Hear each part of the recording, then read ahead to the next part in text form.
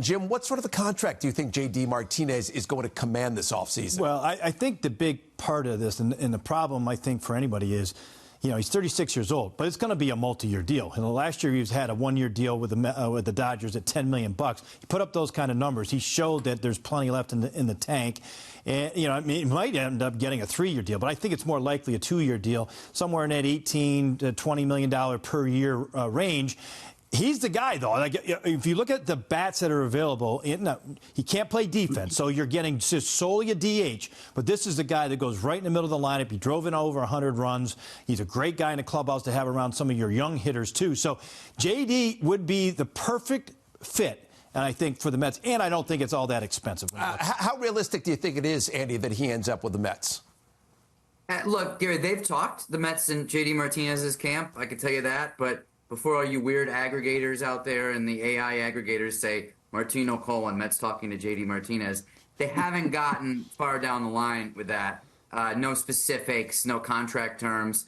The Mets are looking at DH as a position that they are sort of tempted to upgrade, and I would say this with their offense generally. Their offense is pretty close to where it's going to end up right now on opening day. DH is a spot where they could add, but they don't want to freeze out Mark Vientos and DJ Stewart on potential DH at-bats. This year is all about finding out what you have and trying to play competitive baseball at the same time. So it's a fine line. I would say maybe some days David Stearns is like, yes, JD Martinez, I agree with you, Jim Duquette. He's perfect. And other days it's like, let's give Vientos some runway and see if we have anything there. So if Martinez is really affordable and does not command a big multi-year deal, then I could see it. But the Mets are certainly not going to get into bidding against too many other teams for him, given that they want to see what they have, like I said.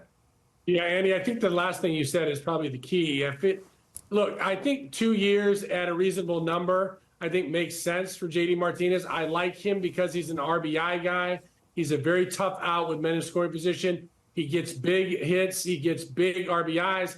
And I think there could be some teaching, and not that you want to have a veteran guy to start teaching the younger guys. You don't want to sign a guy to a multi-year deal for that purpose, but I think he can be productive as a DH. I like Justin Turner as well. I think the fact is Justin doesn't play third base anymore anyway. So if I'm going for a DH, a guy that you know is going to give you quality at bats, I still think there's a lot in the tank with JD, and he comes up with the big hits.